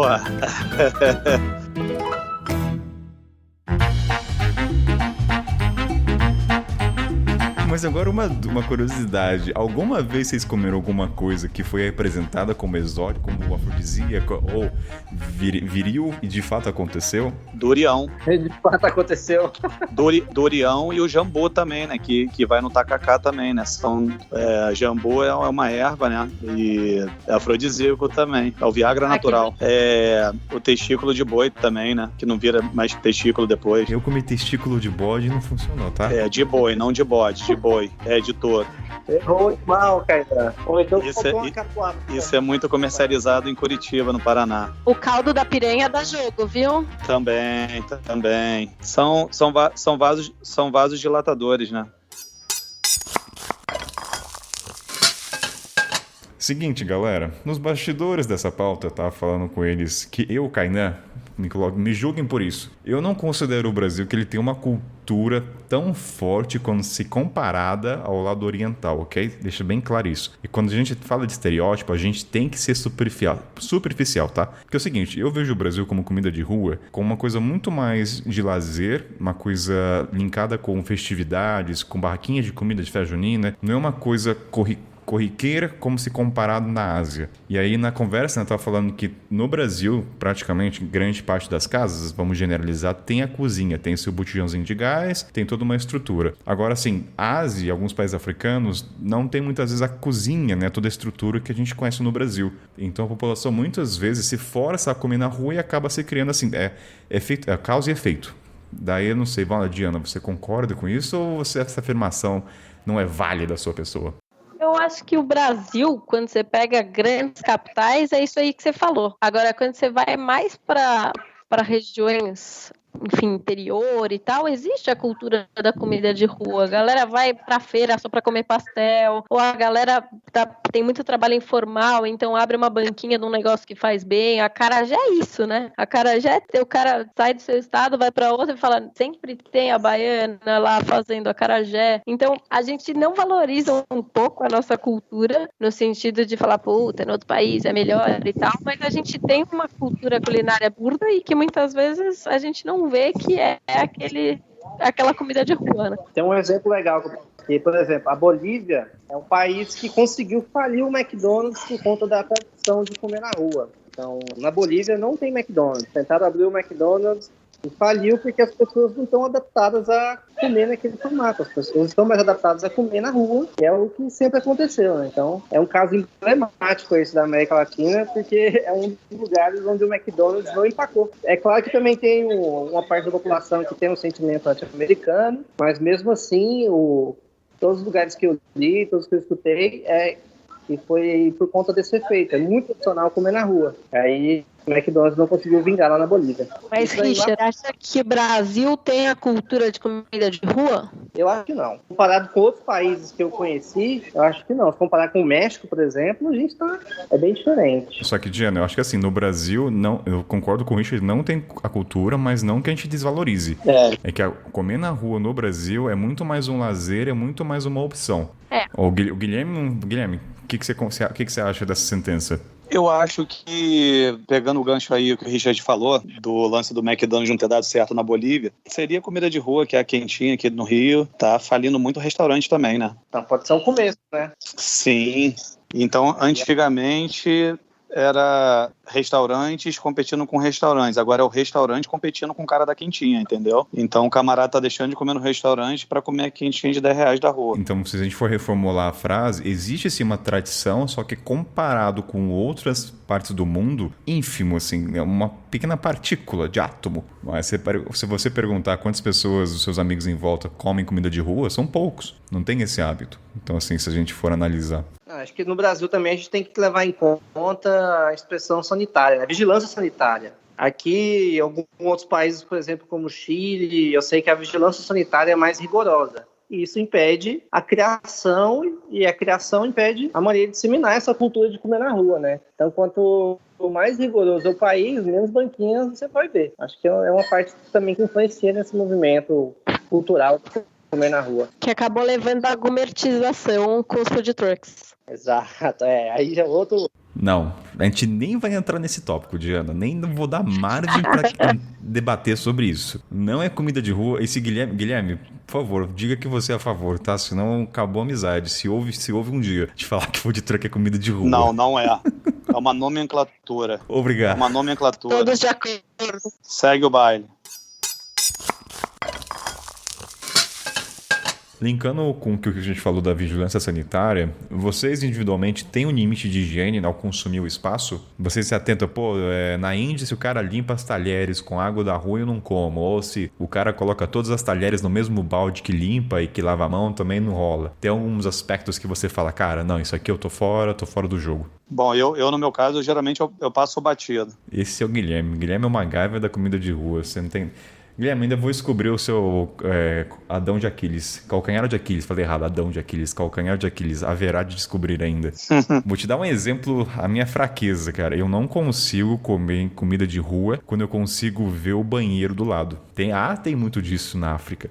O cheiro, né? Principalmente o cheiro. Assim, a parte olfativa eu acho que é a mais importante da comida. Então, se eu tô num lugar sentado onde o banheiro é do lado e vem o cheiro da urina ou do cocô, cara, não consigo. Esse eu acho que é o meu limite. Pra mim, não é nem o visual, é o cheiro. Ô, cara, eu nunca comeu em nenhuma barraquinha no carnaval, né? Cara, eu não sou carnavalesco, então eu não tenho essa experiência, então isso não me afeta. Mas o cheiro pra mim realmente incomoda. Assim, não da sujeira, mas de urina, principalmente. Ou de cigarro, cara. Tudo bem que tem muita comida de rua que o cara fuma, até benze a comida com a fumaça do cigarro. Mas geralmente é espaço aberto. Outra coisa tá no ambiente com o cheiro de cigarro. Porque daí tira a questão palativa, né? De sentir o sabor. Então essas são as minhas nuances de comer comida de rua. Eu não tenho muita frescura pra isso não, viu? Eu não lembro de nenhum caso, mas eu tava até pensando, mano, se tiver com pressa, dá pra comer um hot dog quando tá cagando. Eu não sou desse. Sem frescura. O Guilherme, você tinha falado da Índia alguma coisa nos bastidores de água, não tinha? Da rua, se eu não me engano. Tinha alguns estabelecimentos assim que eles usavam a lama da calçada para limpar as panelas, os utensílios e tal. Obviamente eu não comi nessa barraquinha, por isso que tem que fazer um filtro mesmo, né? Você falou que não tinha, seu sem vergonha, agora tem? Você está omitindo informações. Tem sim, eu só tô falando, talvez você não entendeu meu carioquês, eu quis dizer que eu passo batido, que eu passo longe, entendeu? Ah, então realmente o carioquês... Achou o calcanhar de Aquiles. Achei, não, realmente o carioquês interferiu na interpretação. Não, que isso, gente, já tô velho já tem que passar batido significa que eu passo longe. Olha só, a questão linguística afetando a interpretação, de fato mudou o contexto. Exato, acabei usando meu carioquês, perdão aí, ouvinte.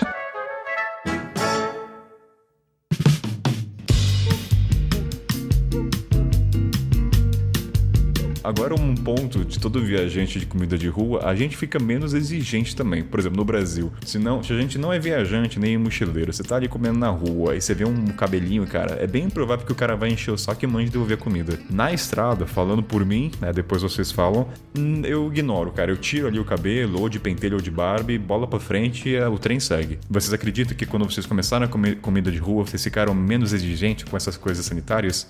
Com certeza. Ô, Kainan, o meu nível de exigência é equivalente ao preço que eu tô pagando. Eu tô lembrando, por exemplo, eu estava em São Luís, no Centrão, e eu achei um pastel lá de R$2. Ele, meu amigo, cara, a gente deitou nesse pastel, comeu 3, 4. O pastel tava zoado, tava gorduroso, tava pingando óleo, tudo quanto é que tava. Mas era R$2. R$2, você não reclama. Se tivesse qualquer outra coisa lá, mas é R$2. Agora, se eu vou para um restaurante, peço, sei lá, um macarrão, alguma coisa, um negócio que normalmente custa 10, eu tô pagando 20, aí eu vou ser chato. Aí tem que estar tinindo, entendeu? Agora, se eu tô pagando R$2, meu amigo, tá tudo certo. Estou matutando sobre isso. Se você pagar baixo, não te dá o direito de reclamar. Porque já a comida de rua é sempre barata, né? Eu acho que então não tô pensando sobre isso. Se alguma situação, não vem nada na cabeça. Quando surge com o cabelo assim, eu nunca reclamava. Guilherme e Diana também ficaram bem tranquilos em relação a essas coisas de sujeira? Eu fico de boa. Tu nunca devolveu um prato? Acho que o seu limite vai ampliando viajando. Assim, o meu caiu quando eu comi o melhor gyoza da minha vida no Japão e de repente eu vi um monte de rato. Aí você fala, tá maravilhoso. O que você vai falar do rato? Mas isso na Kuala Lumpur, na Malásia, é normal também. Ali em Chinatown, você tá almoçando, passa igual passa pessoas. Já são... O limite vai estendendo. Não, já são habitantes da cidade, né? Então... faz parte da população. E já tem tanta comida ali que não vai na tua perna, entendeu? Cara, uma parada que eu não gosto é ter que dividir comida com pombo. Várias vezes eu tô comendo em rodoviária, banquinha, aí vem o pombo, cara, você dá uma bobeada, tipo assim, vai olhar o celular, quando você vê o pombo já pegou uma batata, já pegou uma parada, isso me irrita, velho. Se der mole, pega mesmo. Eu lembrei essa coisa que a Jana falou de expandir a sua zona de conforto no Sudão e no Egito, não muitas vezes, poucas, né, mas eu percebi que o meu limite chegou a um nível quando eu vi aquelas baratinhas pequenininhas passando pela mesa. E falar, caramba, é só uma pequena baratinha. E eu ali comendo de boa, fico imaginando no contexto brasileiro. Eu lembro quando minha mãe viajou no Marrocos comigo e a gente foi na Chefchaouen, que é uma cidade bem turística, aquela cidade azul no Marrocos. E tinha gatos andando embaixo da mesa. Gato, gente, não tô falando nem de inseto, era gato. E minha mãe me falou, que nojo, assim, que falta de higiene do espaço. Eu falei, mãe, é gato. E eu alimentando os gatinhos ali com osso, eu fomentando ali a sujeira, de acordo com a ótica da minha mãe. Mas é muito surreal quando você sai de um contexto brasileiro e vai pra Índia, esses espaços onde tem a fama de não limpo, cara. Eu acho que a adaptação ela deve ser bem difícil de começo. Até recomendo, né? Você igual de comida, não vá direto pra Índia. Não sei se é uma boa recomendação. Vai pra um país... Eu não sei se é uma boa dica isso falar. Quer saber? Vai de primeira pra Índia mesmo. Vai de primeira. Não. Eu acho... Não, tem que fazer um estágio aqui no Brasil ou na sua cidade natal, né? Então, Guilherme, qual que é o estágio? Dá uma dica pro ouvinte, assim, qual que é o estágio? O estágio é você adquirir o máximo de bactérias aqui de comida de rua no Brasil. Pimenta também, que a maioria das comidas são apimentadas. Aí sim você vai pegando os países na Ásia e depois Índia. Índia você tem que estar preparado, né? Já foi direto para lá, pode passar E perrengue. quem não gosta de pimenta? Não tem solução. Para esses países, sinto muito, mas vai passar mal. Já dizia a Babi no programa, né? Comece a gostar. Ou ande com uma garrafa de iogurte do lado. Isso é verdade. Leitinho. Iogurte corta, né? Ou leite. Cara, até macarrão na China é apimentado. Então, assim, Com não tem certeza. saída. Sabe qual é o problema da pimenta pra mim? Que se fugindo um pouco da pauta, eu sempre sou pingo. É uma merda isso. Eu não sei se tem algum ouvinte aí que tem essa reação, cara. Começa a comer pimenta e começa a pingar, a suar. É uma porcaria. E o nariz também, né? Começa a espingar também, porque vai limpando as vias... eu esqueci a palavra agora em termo científico, mas vai limpando as vias aéreas. Então é uma merda a pimenta pra mim. Ficar pingando. Às vezes eu evito por isso. Não, pra você, meu amigo. Imagina eu que sou careca aqui na Bahia, 40 graus na sombra, comendo pimenta baiana, a testa começa a pingar suor, eu tenho que desviar a comida do suor para o suor não cair. Ou se cair, mais um salzinho, né? Vai embora. Careca é foda. Salzinho esse que tem muito vendedor cozinheiro e que deixa cair na chapa, como já diria você, né? Ah, esse aí é clássico já. É o salzinho a mais. É quando você pergunta, pô, por que esse prato tá tão gostoso? Aí o cara da chapa fala, segredo do chefe. Mal sabe que o segredo escorreu das barbas, aquele suorzinho em câmera lenta. Você sabe que o lance da pimenta aumenta a temperatura interna, né? E isso, na verdade, é para ativar o mecanismo para o resfriamento do corpo, no caso, né? É um sistema de defesa, então, eu suar pra meio que encontrar um equilíbrio de temperatura no corpo? Exato, a temperatura interna, né? O álcool também tem essa função, né? Ou seja, é bom suar, então, em pingar quando você tá comendo pimenta. Quer dizer que seu corpo tá funcionando. E é uma consequência, né? É vasodilatador, faz bem pro coração, só tem vantagem Exato. comer pimenta. É isso aí, vasodilatador e é termogênico também, né? Ajuda a queimar as calorias aí também, né? Ajuda as hemorroidas também, né? Não vamos esquecer. Equilíbrio é o nome da palavra. Porque você tá meio jovem pra ter hemorroida, cara. Trintão? Que isso? Não tem hemorroida não, mas causa... Ah, causa hemorroida, entendeu? Eu não tenho não, mas o pimenta que eu como, meu amigo, se eu chegar amanhã, não é surpresa pra ninguém. Seguinte, galera, momento mais leve do programa. Vamos falar agora do que vocês querem tanto ouvir, das comidas que a gente provou e as nossas favoritas. Vamos começar por ele, seu Guilherme. Mande a tua experiência gastronômica memorável. Não podemos deixar de mencionar o sanduíche de batata frita. Não é uma batata frita, mas é feito de batata lá de Mumbai, na Índia, que é o Vada Pav. Seria o Big Mac, o McDonald's indiano. É uma sensação. Já apareceu até no Netflix lá da Ásia, da Índia. Cara, todo mundo tem que comer isso aí porque simplesmente é viciante. É um sanduíche de batata. É só isso? Assim, a impressão que me dá, eu esperava uma coisa muito mais elaborada. Ou eu tô desmerecendo a batata indiana. Assim, talvez, assim, a base é a batata, tem especiarias, tipo num pão de brioche com a manteiga ghee, que é aquela manteiga clarificada, simplesmente porque ele é frito e batata, carboidrato, é uma coisa que vicia, o sabor é maravilhoso, parece que é simples, parece que é bobo, mas o dia que a pessoa prova, muda o jogo ali da comida de rua, né? Se chama Vada Pav. E escreve Vada Pav, só que pronuncia como Vada Pav. O sabor é tipo um hash brown. Aí o Guilherme fala hash brown, também não sei o que é hash brown. Aí vai falar outra coisa que eu também não sei. Bom, hash brown é tipo uma tortinha de batata frita. É tipo uma tortinha, tá, beleza, acho que deu pra imaginar. Isso, o sabor e a textura da batata, no caso, que entra no sanduíche, entendeu? E agora uma pergunta, você chegou até esse local também através do aplicativo? Ou alguém no local falou, vai lá comer na... Não. Isso aí, na verdade, foi através de muito estudo, muita busca, né? Isso aí, na verdade, é como se fosse a feijoada no Rio de Janeiro ou em Minas Gerais. Então, Vada Pav em Mumbai. Se você for para Mumbai e não provar essa iguaria, né? Esse prato típico de lá, você não foi para Mumbai, entendeu? Fica uma fila, custa 25 centavos de real, e aí você come vários, você fica doido. É viciante. Eu vou deixar no link da descrição pra galera acessar então o vídeo, pra quem quiser saber mais. Gente, desculpa, eu não tá conseguindo, através de palavras, descrever esse sanduíche, mas ouvintes aí, acredito que pelo menos alguns aí já devem ter provado ou já ouviram falar, realmente é viciante. Desculpa, eu fico eufórico quando falo de comida. Cara, você nos encanta só com o estudo que você tem. Eu acho que ninguém aqui da bancada faz isso. Mesmo que assim, um estudo que, olha, parabéns. É porque eu tô velho já, né? Depois que você fica velho, aí você só estuda. Velho quanto, né? Bem, você tá numa bancada... 41 você tá já, numa bancada com o título de mochileiro. Então você é esse adequo ainda, relaxa. Você não tá velho, não. Velho é... Sou um tiozinho.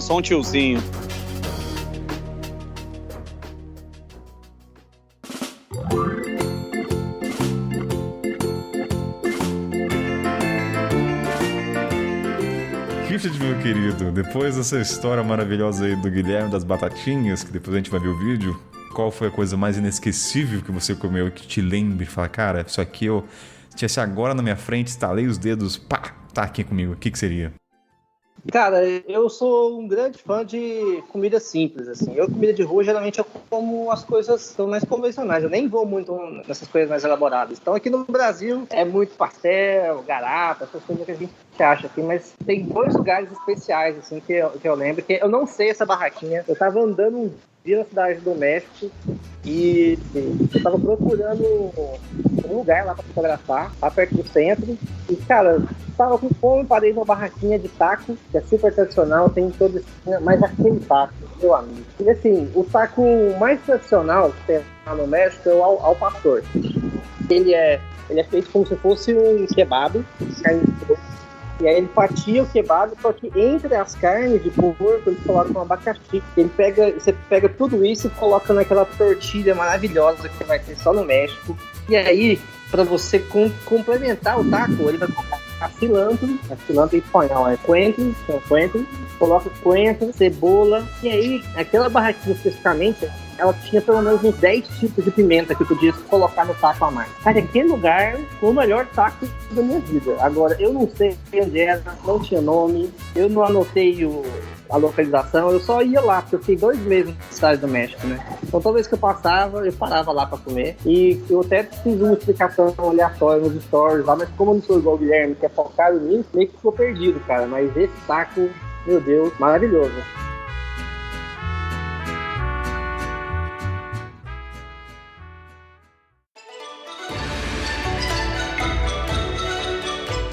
A mais marcante, assim, meu primeiro país asiático foi a Tailândia, né? Até entrar nesse clima, tal, de saber onde ir, de dar uma olhada e já ter essa intuição de onde parar, eu só via pad thai e arroz frito. Isso me dava uma raiva, porque eu falava, gente, todo mundo fala da comida da Tailândia de ter mais coisa, né? E aí você começa a entrar, é um mundo sem fim, né? Eles têm uma infinidade absurda. E o que mais me marcou foi o tom kagai, que é tipo uma sopa de frango com leite de coco e um pouco tempero assim de capim-limão, umas raízes tipo gengibre, às vezes tem cogumelo, às vezes não, mas assim, era uma explosão de sabor, porque você sente tipo no mesmo prato picante, ácido, doce, um pouquinho, é muito louco assim, é uma explosão de sabor, então acho que foi o que mais me marcou. Ô Diana, eu falei com o Guilherme quando ele fez uma live, que assim, depois que a gente vai pra esses países, principalmente Ásia, que tem mais condimentos e tudo mais, a gente brasileiro passa vergonha com a nossa estante de temperos, né? Que é tipo assim, é orégano, alho e cebola. Acho que não passa dessas 3 básicos aí. Dificilmente você vê uma casa que tem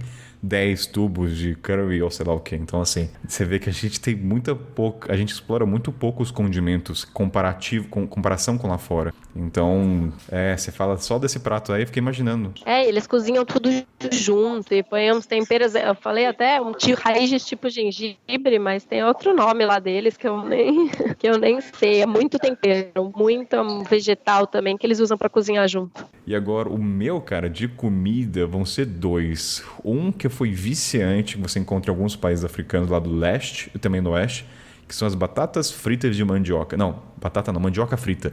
É um chips, cara, é barato, você compra ali pacotinho e dura, você não precisa comer na hora e é viciante, é tipo um chips, literalmente. E a outra comida que eu não esqueço, que foi no Egito. Ela é considerada de rua porque você também encontra ela, mas ela fica assim, tem uma barraca, mas eu vou considerar a comida favorita, que é o kosher. Cara, a gente falou isso na pauta do Egito, mas o kosher é aquele prato que você não valoriza pela apresentação, ele é feio.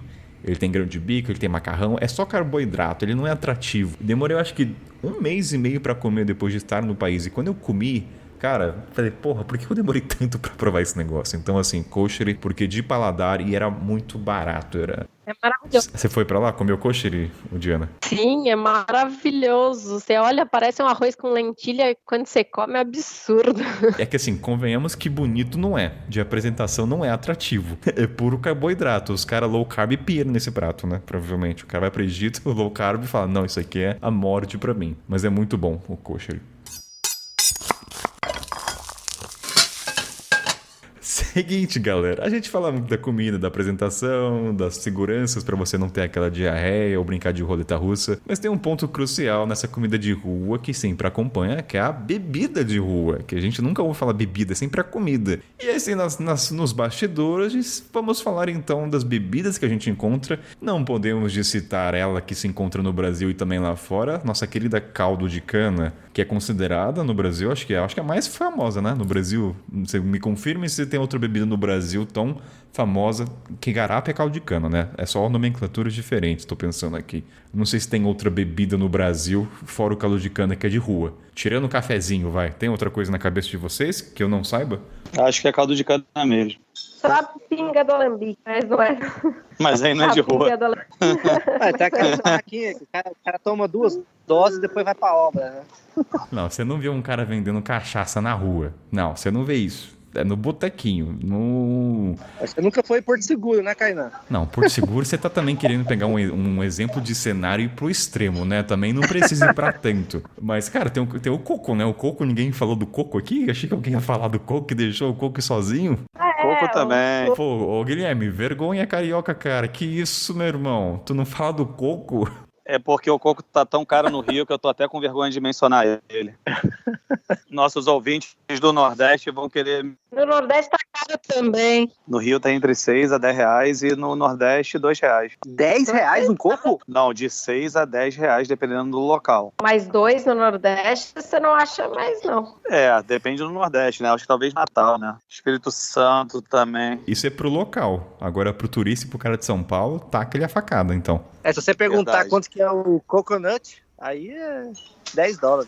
Agora, de bebidas lá fora, gente, o que vocês lembram? De coisas que eu me recordo, tem bastante o His Biscuit, que eu não sei em português agora, que é aquela bebida, uma flor roxa, vermelha, né? Não sei o nome, mas é muito comum. No Sudão, cara, foi um país que me impressionou muito, porque lá você encontra, porque é um país muito quente, eu acho que isso favorece muito, mas aí tinha a questão do gelo, mas lá eu liguei o foda-se. Tem sempre um cara com aquele balde, é tipo um container, né, de fato, com um balde de gelo, saco de gelo e com suco adocicado, tem suco de caju, laranja, era muita variedade, mas assim, sempre doce. Então a bebida ela era muito presente na rua. Constantemente você pegava um copo e assim, tem outro ponto, você usa o mesmo copo de todo mundo, é um copo metálico, então você toma nele, o cara joga na água, a mesma água pra limpar todos, é só pra molhar, sabe? Então assim, não tem questão de higiene ali, meu filho, liga, vai pros... Não ligue pra isso. Em tempo de pandemia, dividir esse copinho aí, hein? É, verdade, a pandemia. Será que a pandemia vai afetar muita comida de rua? Não, nossa, muito. Guilherme sentiu isso já quando tá gravando as coisas, Guilherme? Cara, com certeza, deu uma reviravolta aí, né? Mudou tudo o jogo. Tá bem diferente. Agora, pra você entrar nos bastidores, o pessoal é mais exigente com máscara ou aquela touquinha, antes era mais de boa? Com certeza. Tem lugares que eu já não posso entrar na cozinha, por exemplo. Tá rígido, tá rígido. Mas de comida de rua, esse finalzinho agora eu comecei a sair pelo Brasil, tá tudo mais ou menos igual. É só que eles passam o congelo e estão de máscara. Sim, isso quando estão de máscara, né? No Rio não respeitam tanto também. Mas você acha que os caras que vão cozinhar comida de rua vão usar máscaras ou estão usando máscaras? Como eu não fui na rua, não sei como é que tá. Na rua, nem todos. Cara, é muito louco. Pra mim, os turistas não usam e as pessoas trabalhadoras que estão usando. E até um desrespeito, né, com as pessoas locais, mas eu tenho visto muito isso. Eu tava acompanhando a situação no México, porque, tipo assim, no México, 60% do trabalho é informal. E tem essa tradição de comer na rua, né? Então, a economia gira em torno de comer na rua. E como a pandemia tá bem forte lá também, cara, isso tá gerando uma crise danada lá. Então, eu tenho alguns grupos do México ainda, tava conversando com alguns suceiros, dando notícia. Lá tá bem feio de comida de rua por conta do volume e da quantidade, né? Quem vive disso acabou já voltando, né? Por necessidade mesmo. Falando de bebida, eu não posso deixar de mencionar o lassi e o chai na Índia, né? Que são duas bebidas incríveis, né? Lassi é a base de iogurte, né? Pode ser natural com frutas. Ou o chai, que é um chá com especiarias e geralmente leite de búfalo, né? Então, são duas bebidas bem marcantes. Guilherme, eu tenho uma sensação que toda bebida de rua lá fora é sempre muito adocicada. É uma impressão minha ou na Ásia também acontece a mesma coisa?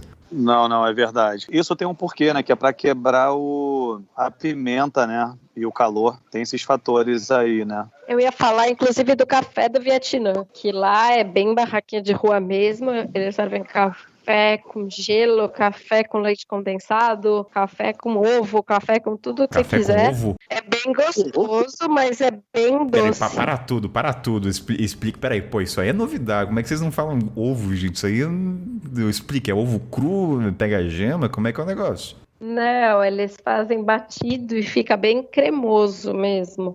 Na verdade, a história é que eles substituíam o leite condensado na época de guerra, que não tinha abastecimento. E aí criou-se a receita e ficou famoso. É bem gostoso. Parece uma coisa louca, mas é muito gostoso. Se eu quiser fazer em casa, eu consigo? É só pegar café e pegar um ovo e bater? Eles dizem que tem alguns segredinhos, né? Mas dá para... Basicamente é isso. Com gema e tudo? Vamos tentar, velho. Eu tenho ovo e café.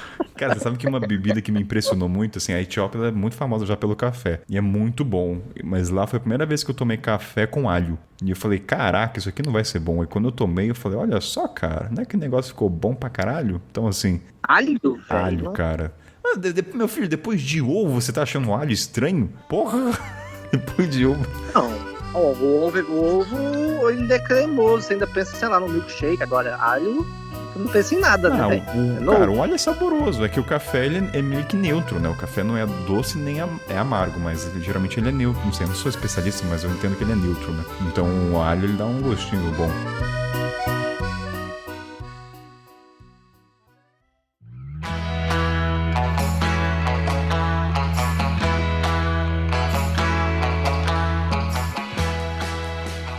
Momento Jabá, galera, aquele momento que os convidados divulgam as suas redes sociais e onde se encontram. Vamos começar por ele. Richard, onde é que as pessoas se encontram, meu querido? Galera, então vocês podem me acompanhar pelo Instagram, @Vida de Mochila. Eu mostro um pouco dos meus relatos aí pela América Latina. Agora eu tô fazendo uma viagem sem data de volta pelo Brasil. E também pode acompanhar as minhas viagens lá no youtube.com/Vida de Mochila, onde eu tenho a minha websérie pela América Latina, tenho muitos vídeos do Brasil e agora eu vou especializar um pouco mais em buscar algumas histórias, entrevistas, então se inscreve lá e me acompanha lá, falou? Se é dúvida, só chamar. Guilherme, onde é que as pessoas podem encontrar toda a sua produção gastronômica, meu querido? Bom, foca no YouTube, né? Então é só digitar Rio for Fun, Rio, algarismo 4, FUN. No Instagram também. E tem também o Rio for Food, que é onde a gente só fala sobre comida. E Rio for Fun também sobre experiências personalizadas aí pelo mundo afora. Muita coisa bacana, comida de rua, comida de favela, comida de botequim, subúrbio carioca e pelo mundo afora aí. Só mandar um DM lá, a gente troca uma ideia e agradecer pela oportunidade, foi incrível a experiência hoje aí com vocês. E Diana, onde as pessoas te encontram? Giro.blog, lá no Instagram. A gente está mostrando um pouquinho dos bastidores do que foi minha viagem de volta ao mundo do ano passado e esse ano continua devido à pandemia aí pelo Brasil. Mas a ideia é mostrar que diferentes realidades muitas vezes são mais próximas do que a gente imagina. Ver-se aí pela comida. Um prazer estar aqui e falar com vocês. Muito obrigada. Valeu. Bem, e aqui é o Kainan, vou de sempre, sem muitas delongas. Todas as informações lá para você enviar a sua história estará na descrição. Então é isso, gente. Muito obrigado pela participação e a gente se vê até a próxima.